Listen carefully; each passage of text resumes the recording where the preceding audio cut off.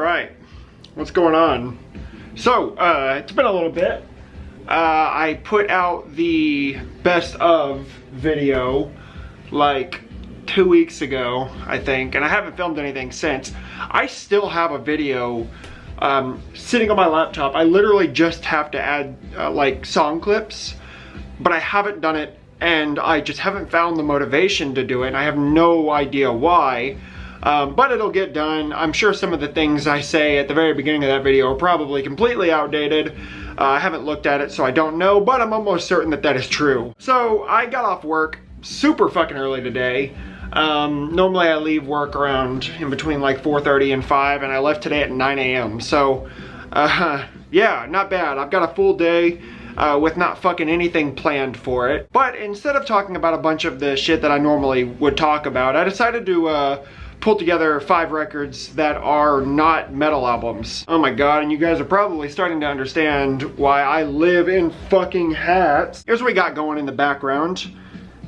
This is absolutely fantastic, and this is a band I kind of wish would do more shit and like put it on vinyl. Most of, I think it's all just CD or cassette, but this is Forever Grey. This is the album Alabaster Chamber. This shit is absolutely fantastic, and I think this is something that's pretty good for the background of a video where I'm talking about like non-metal albums. Alright, let's get into this shit. Starting off today, this first record was a gift. And I would say that this one, like, for me, competes for, like, the title of, like, a holy grail record. This is Amigo the Devil with Volume 1. So, I got this from my good friend Austin, who has a channel here on YouTube that I will make the first link in the description. I've been watching his videos for years, and it's sad to see that he absolutely doesn't get the recognition he deserves. One of the coolest dudes in the whole fucking world. I've never met him in person, though there is a Panopticon show here in Louisville in March, and he's coming down here, and he's actually gonna be staying at my place. Like I told him, I've got a big couch for Kaylee to sleep on, so. But, he sent me this, just literally out of the kindness of his heart. And for those of you who know Amigo the Devil and you're familiar with any of the LP stuff, if you're looking at this right now, you've probably got shit in your pants. And if you don't know, this record is not a record that you just come across. And if you do come across it, it certainly ain't fucking cheap. And I got this literally sealed. So I kind of almost felt bad opening it because, you know, it's about 5 years old now and it just stayed sealed all this time, but I couldn't not. Anyway, yeah, so huge thank you to Austin, because like this one really kind of seemed like an impossibility. So I'll show you what this looks like. There's the front cover right there, which if you're, again, familiar with any of the Amigo the Devil stuff, this was just repressed, which I have and I will show you in a second. There's the back right there. This includes the 3 EPs that had come out prior to 2015. Manimals, Decompositions, and Diggers. But I was interested in this 4th D-side here, which is called Scraps. And it is literally just like 4 songs that weren't on anything else. And I guess the first one's kind of not a song. It's just kind of Amigo talking. You know, kind of telling a bit of a story, and at the end of it, you can hear him like snort a line of coke. It's awesome, man. Anyway, gatefold. These are the 3 individual covers for all 3 of those EPs I just mentioned. This is a double LP on black vinyl. So this comes with a few things here. Download code, Eddie's Excavation. We put the X in Excavation, and a small Amigo the Devil sticker. But this also includes the original like newspaper lyric sheet, and that is what you can tell it's made out of. It feels like newspaper.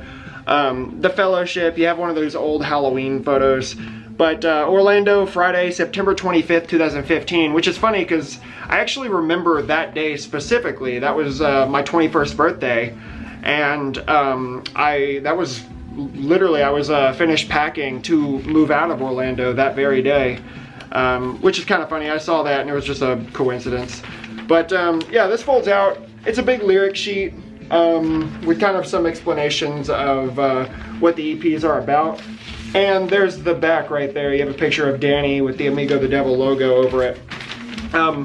Honestly, I know I'm talking quite a lot about this one, but this record is, honest to God, some of my favorite music on the fucking planet. And it's fucking crazy to me to hear the songs on that D-side that literally are not online. I about got emotional playing the D-side for the first time, hearing the demo version of the Liars Club and hearing the song on there, Jonestown Lullaby, which is probably my favorite on the side, and then Karaoke Dreams is a short song at the end. It's absolutely fucking incredible. This is the repress here. The first one was released on Colony Collapse. This was released on Regime 72. And this is actually quite a nice layout too. The track list, of course, this is missing a couple tracks from that one before I just talked about, as well as Alcohol. But this one has all of the covers too. It's sort of like fold out, triple gatefold. Really, really nice, man. Again, on just black vinyl, because that was the only option. And this one includes a big Amigo the Devil fellowship poster with the ticket stuff from the first time I saw Amigo the Devil last year. Again, I am not exaggerating when I say that this is some of my favorite music on the fucking planet. I think Amigo the Devil is criminally underrated, and I just can't imagine this guy releasing anything less than absolutely fucking spectacular. If you guys are not familiar with Amigo the Devil, more than anything I'll talk about from now until the end of time, check it out. Absolutely fantastic. Amigo the Devil, Volume 1. Don't say a word, my darling. I know how you feel. It's been years since I've looked at you this way. And if I've hurt you, please forgive me. Love makes you. Alright, here's a record from a metal band. Though this is not a metal album. This is Herot with Electric Doom Synthesis. So this is kind of like what Carcass did with Swan Song. They basically like switched their style dramatically and then dipped out for a long time. Because as we all know, Herot early on released some of the most influential like black metal albums ever. Stuff like Oath of Black Blood, Drawing Down the Moon, of course all the EP and demo shit before that. But after they released Drawing Down the Moon, it wasn't long before they took a very, very strange turn into some real weird territory. They did 2 albums that were not metal albums. This is the second one from 1996. And this is kind of what Herot left on. They put this out, sort of disappeared, and it wasn't until 2009 when they came back with Ingram, which was a black metal album. Man, like, I've kind of always been a little bit hesitant to actually listen to this era of Herot, because it just kind of like, for me, was just a bit weird that that is what Herot became for a while, and I wasn't really interested in it. But I kind of started getting into like the almost weird electronic gothy stuff. Stuff like She Wants Revenge and of course this Forever Grey, just shit in that ballpark. So that being the case, I decided to listen to the Herot albums that I had sort of, you know, ignored for so long. And this one specifically I really, really love. It's a lot of fun. Basically there are parts of the album that'll go on for a while, strictly like ambient. This was described by one of the guys in the band as like ritual ambient music, and that's a pretty good estimation of what this is. But for me, the parts of this album that I think are the shining moments are when the ambient stuff sort of subsides and like the electronic beat driven shit takes over. Fucking awesome. Not many vocals or anything like that on this one, but this is just a fucking fantastic album. So I'll show you, this is the, god damn it. This is one of the newer Cult represses, but you can see it's just white cover, white. There's the back cover right there. You have this girl who's got her boobies out. The vinyl is just black, but it does include a lyric sheet. There's the same shirtless girl and the back of it here. I don't know. Yeah, I don't really know exactly what this shit is here, but these are the song titles with like beats per minute. So Ambush, 93 beats per minute. We Worship, 240 beats per minute. Dead Inside 110. I don't know, very strange. It just seems like a bit of a weird thing to include, but yeah, real strange, right along with the rest of this record. Again, black vinyl labels are relatively uninteresting, but yeah, if you're like me and you've always sort of shied away from like mid-era Herot, if you have any appreciation at all for like ambient music or like electronic beat-driven music, then this is awesome. I love it, and I hate myself for kind of ignoring it for as long as I did, but yeah, check it out. Super fucking cool, Herot Electric Doom Synthesis.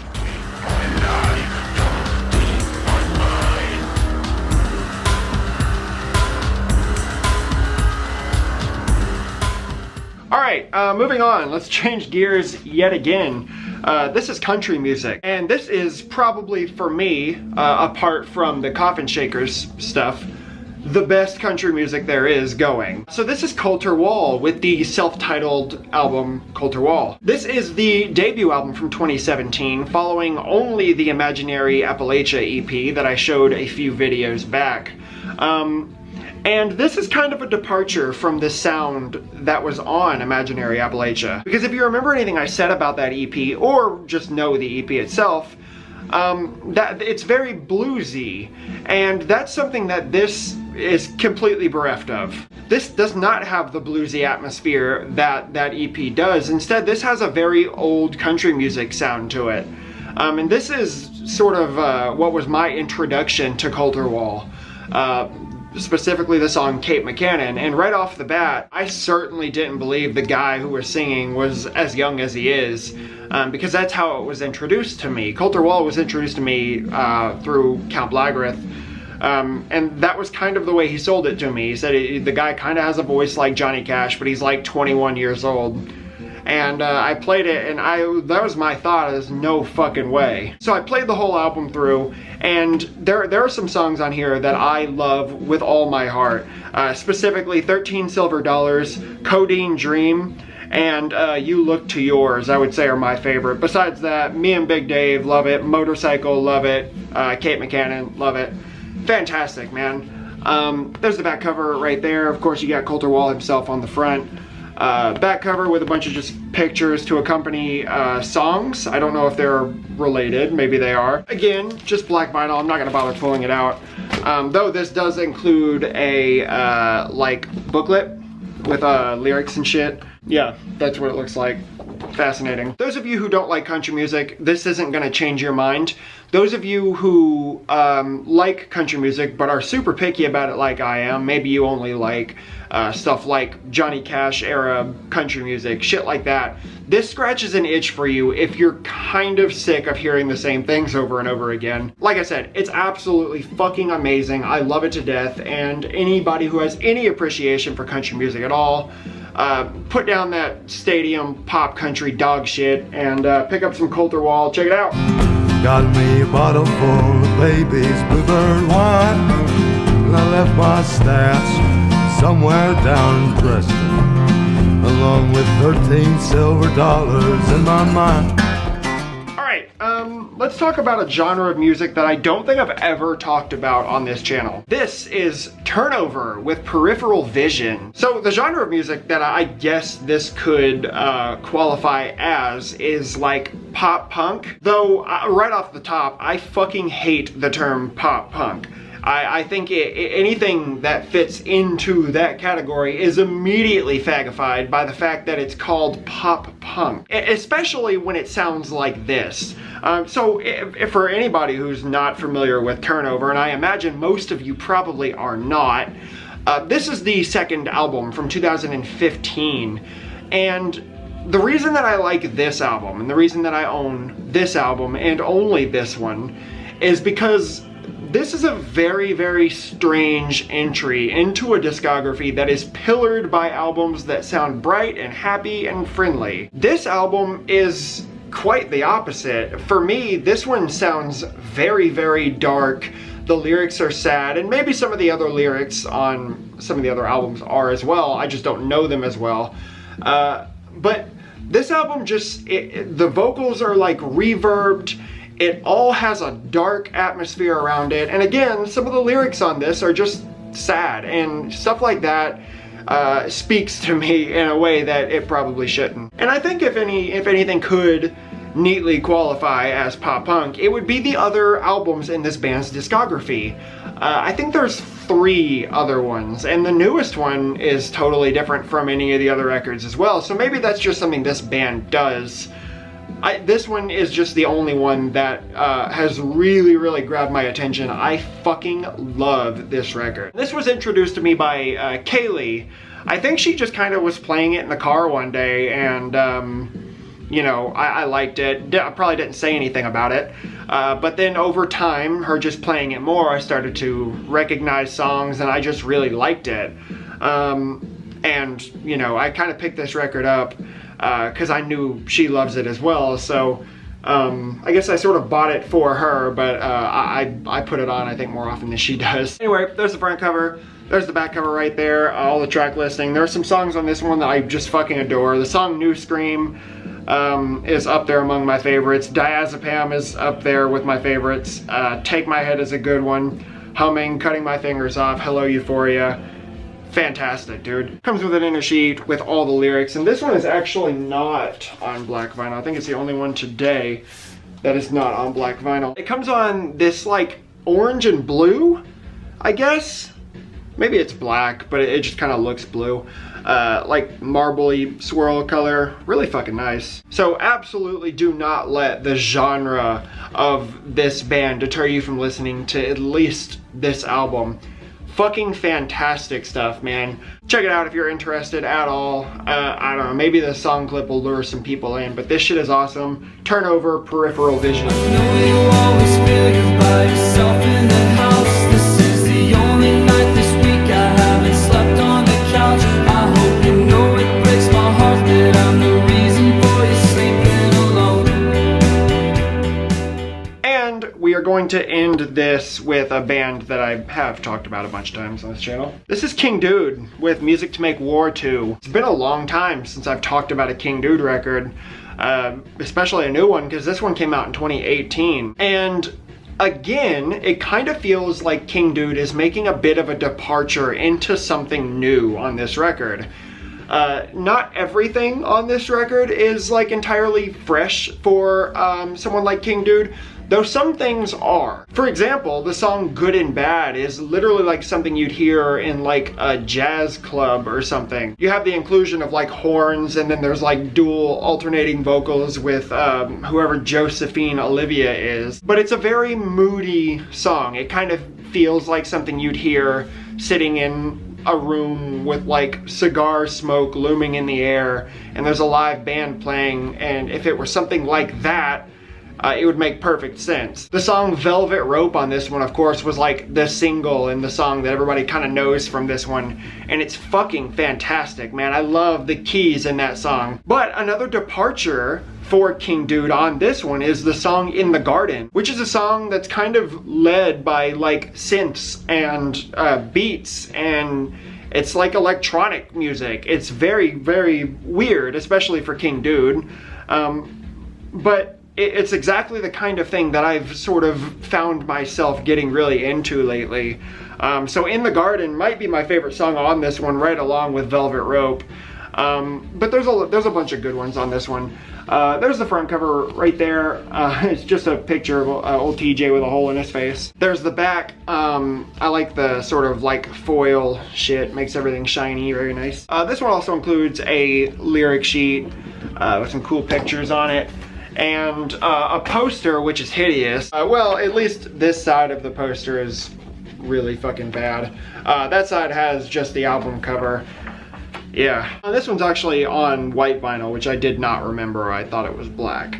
I like the label with the hand on it though, that's very nice. So I know a lot of people out there have taken a hard stance against King Dude, and the very mention of his name has all sorts of people up in arms because I don't know, whatever assumption they have about him. I'm not really sure why King Dude gets so much shit, but I like it a lot. I don't know, I kind of feel like everybody already knows King Dude and has either decided to play this record or not based on that fact alone. So yeah, I kind of feel like I'm talking to myself at this point. But it's a good record anyway, man. Not one of my favorites, but certainly not among the worst either. Check it out if you're interested. King Dude, music to make war to. Going back to the sweet life, where the sun never sets, and my baby is waiting to rest her head on my chest. So that's it. It's 5 records, or I guess probably 6 if you include the second version of that Amigo the Devil record. But goddamn, fucking go, just stop watching this. Go listen to that. I don't know how I lived before having Amigo the Devil to fall back on anytime I wasn't sure what to play. Yeah. Thanks guys for watching. Thanks for putting up with this shit. I still have another one of these, like I said, that I could finish editing and throw up at any time. But maybe I'll save that for a rainy day when I just don't want to make a video but want to put something on YouTube. But I guess we'll all figure that out together because I'm still in the dark myself. So thanks for sticking around. We'll be back soon. And yeah, till then guys, later.